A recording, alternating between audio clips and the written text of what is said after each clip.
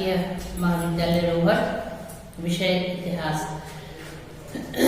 आज हम मुगल साम्राज्य के पतन के बारे में कुछ जानकारी लेंगे और विशेष तौर पर औरंगजेब का क्या योगदान था साम्राज्य के विघटन में, उसके बारे में हम देखेंगे।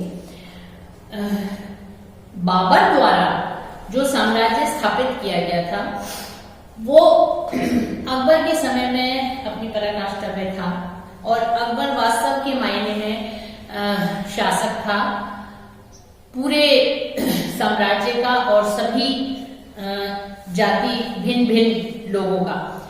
अकबर के बाद जहांगीर और शाहजहां का शासन जो है वो ऐश्वर्य से परिपूर्ण था और जो बाहर से जो विदेशी आए थे वो भी, उनकी भी आंखें इस ऐश्वर्य को देख के चकाचौंध हो जाती थी। लेकिन उसके बाद औरंगजेब के बाद जो है वो साम्राज्य का पतन हो गया। उसके बहुत सारे कारण थे, हम किसी एक कारण को चिन्हित नहीं कर सकते।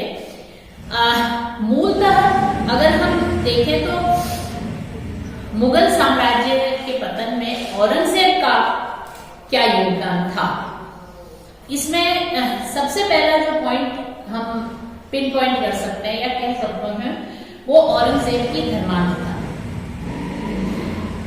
औरंगजेब सुन्नी मुसलमान था और वो कट्टर सुन्नी मुसलमान था और वो दूसरों को जो है वो धार्मिक अधिकार देने के हित में नहीं था।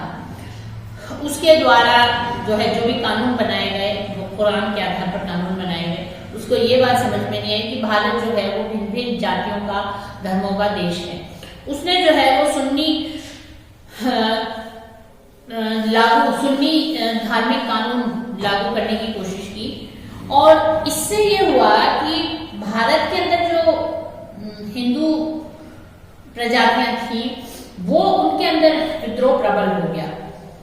जाट है, सतनामी है, सिख है, मराठी हैं, इन सबने जो है वो विद्रोह कर दिया और राजपूत जो कि साम्राज्य के आधार स्तंभ थे और अकबर ने इनके महत्व को समझा था। अकबर ने जो है वो इनको स्तंभ बनाया था साम्राज्य का, तो वो भी जो है वो इससे रुष्ट हो गए क्योंकि मंदिरों को ध्वस्त किया गया, जजिया कर लगाया गया। तो इससे जो है वो जो सामान्य जो लोग थे वो विरुद्ध औरंगजेब या मुगल शासन के विरुद्ध हो गए।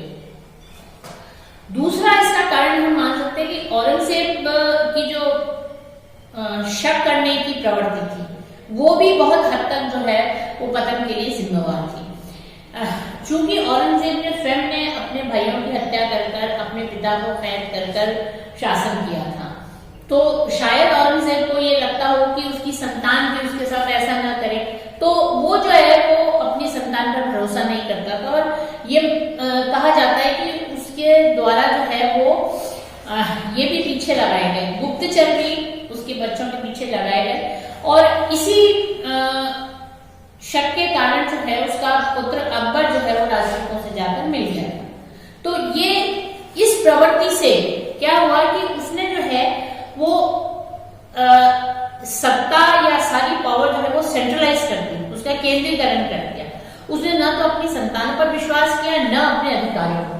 तो अत्यधिक जब कंसंट्रेशन ऑफ पावर हो जाता है तो जब व्यक्ति योग्य रहता है, शक्तिशाली होता है, तब तक ये व्यवस्था चलती है और जैसे वो व्यक्ति कमजोर हो जाता है ये व्यवस्था जो है छिन्न हो जाती है। वही औरंगजेब के साथ हुआ, जब तक वो मजबूत था तब तक ये व्यवस्था चलती गई और बाद में जो है इससे ये हुआ कि प्रशासन में भी दायित्व की भावना समाप्त हो गई और इसकी संतानों का भी जो है वो इसके प्रति विद्रोह बढ़ता गया क्योंकि ये स्थिति की सेना के अंदर भी छोटे छोटे जो निर्णय लिए जाते थे वो बादशाह द्वारा लिए जाते थे और कई बार तुरंत निर्णय लेने की बात होती थी तो वो ले नहीं पाते थे क्योंकि उनको बादशाह के आदेशों का इंतजार रहता था।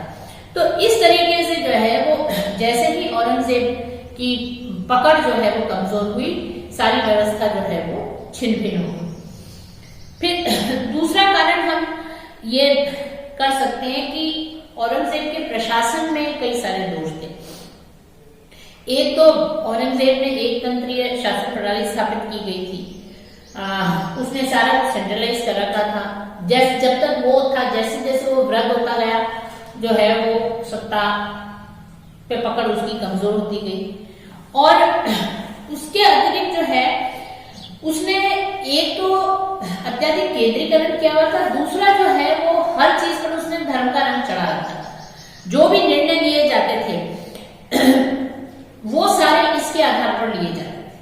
वहां पर औरंगजेब द्वारा जो है कोई साम्राज्य को एक रूप देने की कोशिश जो है वो की गई, वो धर्म के आधार पर की गई। उसने जो है वो राज्य को जो है वो सभी वर्गों का ना मानते हुए जो है वो उसने ऊपर से थोपने की कोशिश की, और ऐसी व्यवस्था जो है वो लंबे समय तक नहीं चल पाती।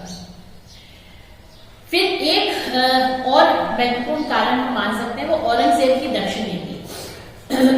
यहाँ पर दक्षिण में जो है वो बीजापुर, गोलकुंडा और मराठा में शक्ति संतुलन बना हुआ था।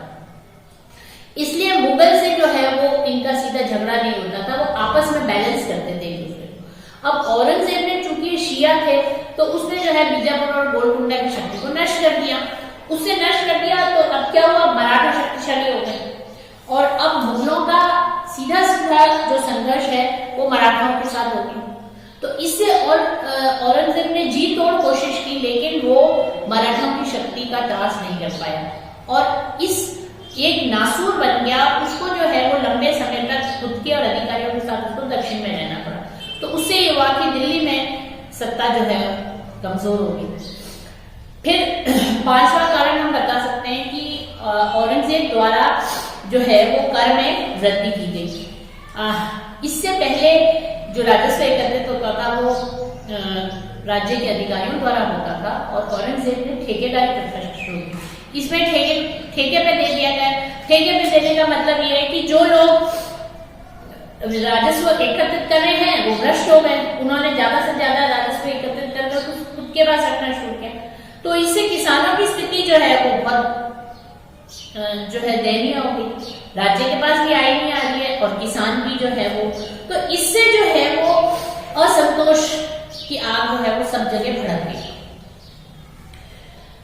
ये एक जो है औरंगजेब ने शायद अपने अंतिम दिनों में, क्योंकि औरंगजेब की अगर हम अन्य त्रुटियां देखें, कमियां देखें, तो वो जो है औरंगजेब एक बहुत ही विद्वान शासक था, लेकिन उसके अंदर जो है वो कुटिलता भी कूट कूट कर भरी हुई थी। वह बहुत मेहनती था, बहुत मेहनत करता था, लेकिन उसने जो है वो जो सामान्य जनता थी उसके अधिकारों पर ना मानकर जबरन जो है वो उसने अपने विचार, अपना धर्म थोपने की कोशिश की, जिससे जो है वो ऐसी व्यवस्था जो, और इसमें उसने जो है वो नेगेटिव जो है वो कार्य करने शुरू किए। दूसरी जो है वो धर्म की चीजों को नष्ट करना, जजिया कर लगाना, धार्मिक अधिकार नहीं देना, ये सारी चीजें जो है वो विनाशकारी सिद्ध हुई। और जल्दी ही औरंगजेब की मृत्यु के बाद कुछ वर्षों के अंदर ही जो बाबर द्वारा विशाल साम्राज्य स्थापित किया था वो बिखर गया, उसके कई सारे टुकड़े हो गए। धन्यवाद।